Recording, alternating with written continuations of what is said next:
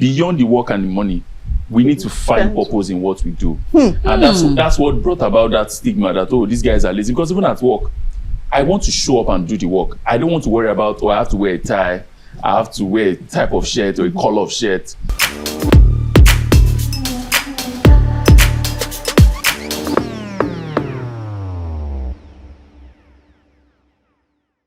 Welcome to another episode of Wellness Waves Undiluted. My name is Lika, your host.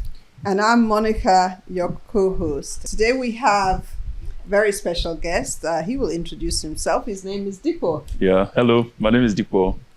Such a pleasure to be here. You're very welcome. It's so nice to have you around. So tell us a little bit about yourself. All right, so my name is Dipo. Again, I have a background in tech.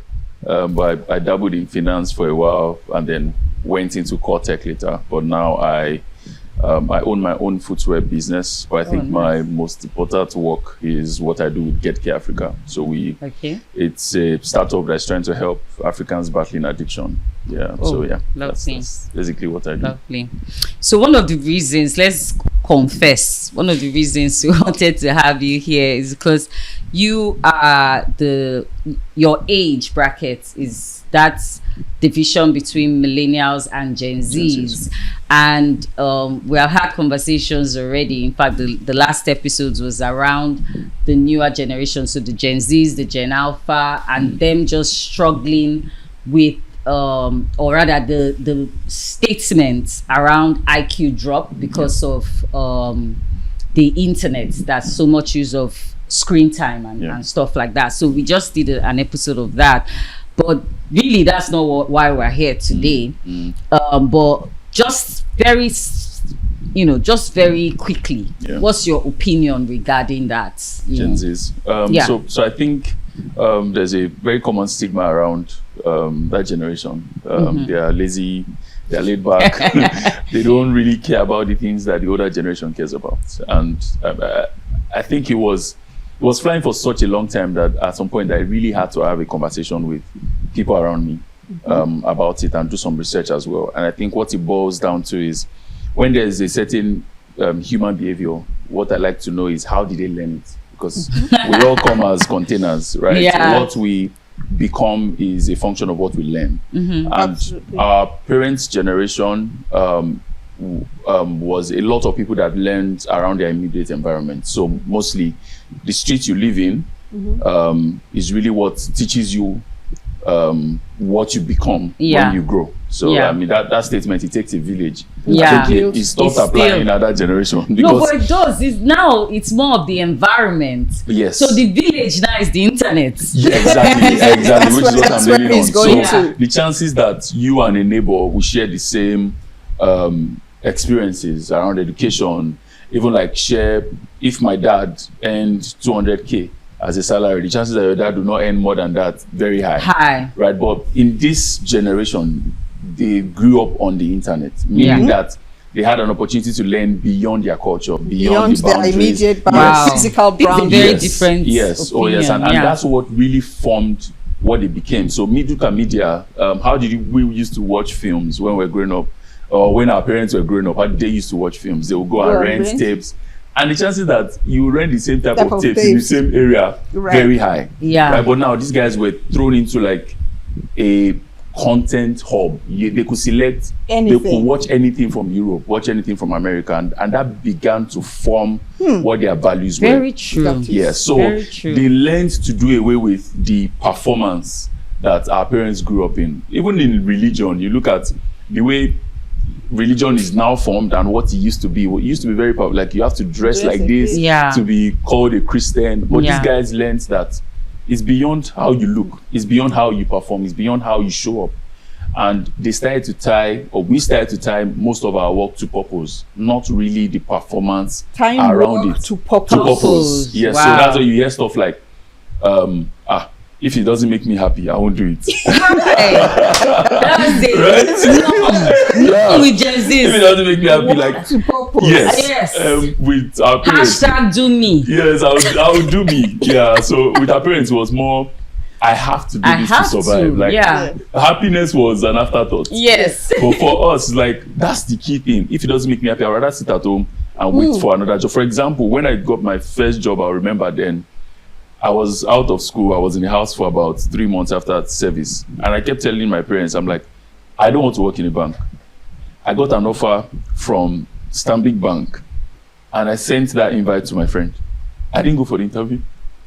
My dad was mad. He was like, what do you mean? You don't have a job and you're sending. And my friend actually went for the interview and he got the job.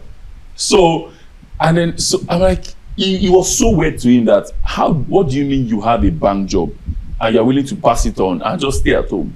So I think that's what formed. It was like, okay, beyond the work and the money, we need to find purpose in what we do. And that's what brought about that stigma that, oh, these guys are lazy. Because even at work, I want to show up and do the work. I don't want to worry about, I have to wear a tie, I have to wear a type of shirt or a color of shirt. The performance of it, the uniform, right? You have to, I'm like, I am good at this job.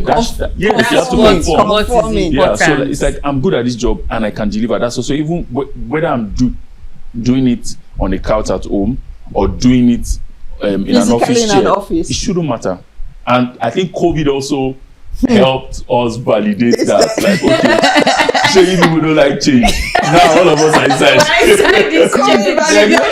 So COVID was like, oh, very good. So let's see how you guys handle your traditional beliefs, because now all of us have to work from home. So you realize that the Gen Zs didn't really struggle with COVID. No, they didn't. They loved it. They loved it. It was the older generation was like, what do you mean you're working for a laptop? And then you see Gen Zs, they wear, okay, if for when I was a Stanbic, I'll wear a corporate shirt like this, probably put on a tie sometimes, but like underneath is just shorts and slippers. Because I'm like, that's the performance side. What really matters is my work. And I think that it has a good and a bad side. I think it has also helped us shred a lot of performance that comes with how we live, especially as Africans. That okay, it doesn't matter if you're on braids or you have a low cut. Yeah. What should matter is what is inside. What you deliver. Yes. So I think the downside is that it has really destroyed like our institutions. Yeah. So institutions are struggling. Are struggling. Like this is our way of life. And I think it's as important as purpose is, it's important that people have a way of life as well. Yes. So finding that balance is also very important. I like that you said that, because it's almost as if we are trying to, follow the style of the West. Like the Western world, because you're watching those things. They have dreads. You see doctors with dreads. So why can't I have dreads? But in Africa, you feel no, you have to be a certain way or look a certain way. So it's like, with the mindset is becoming more evolved. Oh yes. And it has this negative and positive, as you said, because we are also losing who we are as Africans. Oh yes, we are. There's so much. You even see some kids that want to speak back to their parents and stuff like that, because they are watching it. They don't see anything wrong with it, so they think it's okay. Yes. Well, it's as our culture, there are so many things not allowed, or more like not what we accustomed to do. Yes. Right. I think another thing that it has taught us is we need to be able to answer questions. Like, questions are normal. Our parents growing up, it's like this cup is half full.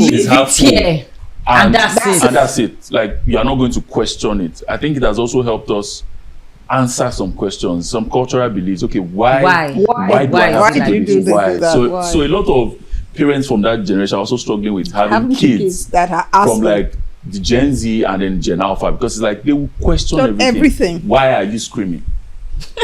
Why are you screaming? Why are you raising your voice? Because in the movies that they watch, they teach them that you should be able to speak gently, even when you are angry. Yeah. So it's also like there's a very hard tussle between those generations, and we just need to be able to handle it and find balance, and also give grace to the older generation, because they didn't grow up with technology. Yes. So it's also a struggle, like going from having to maybe queue up to make phone calls or go into the bank, send money, and then it gets there like a week.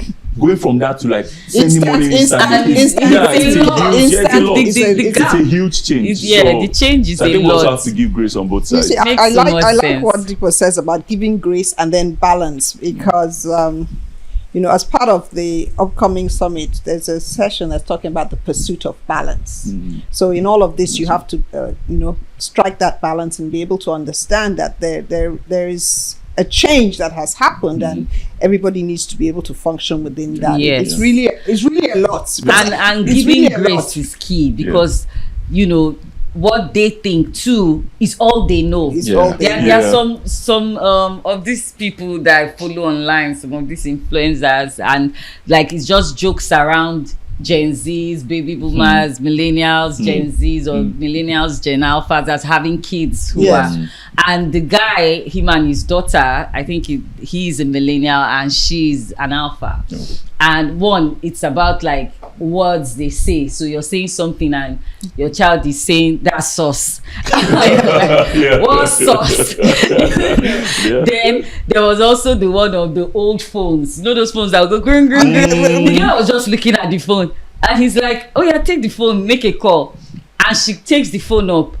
And you're supposed to go like run down to that. She was in boom, boom, boom. I just saw it and started laughing. And to her, she was just looking at him and confused. She's like, why is there a cord? Like, and the truth is, they have no idea. No idea. Yes. Because those things were completely eradicated by the time they were born. So really, grace has to be from both sides. Because you don't blame them. They don't know any different. They don't know any different. Okay, so I think we have done a good job explaining that. So the final message is give grace. Every generation give grace, and that the stigma feeling of Gen Zs are lazy, this. I've also met some Gen Zs that are the smartest people. Very smart. So I think it's just giving grace to every generation, pretty much. Okay, so the question or the topic of the day is more regarding the addictions, mental health addictions. So that's really what we wanted to discuss today. Mental health, as we all know, that's a very broad topic. So we're homing in on addictions, and there are several angles when you talk about addictions. You can talk, most people, when you say addiction, they go straight to substance use and substance abuse, but there are also other addictions, whether you talk about in this generation, there's the gambling, there's the internet, there's the time we spend on some of these devices. So I'd like you to talk a little bit about addictions. All right. So thank you. I think I took on this burden in was 2023. I had gone on a trip with a friend. It was a friend's wedding in Ibadan. And I was driving, he was on the passenger seat, and all through the journey, he just kept chugging at his phone. Wow. He was, I think he's still a developer, but he was in tech at the time. He was earning really well. He was working for a US company. And when we got to, I think it was when we got to Ibadan, I'm like, bro, like, what were you doing, like the entire trip? Because I thought it was work related, but I'm like, no, this guy mostly works on his laptop, so it can't be. I was like, oh, and he showed me this app. It was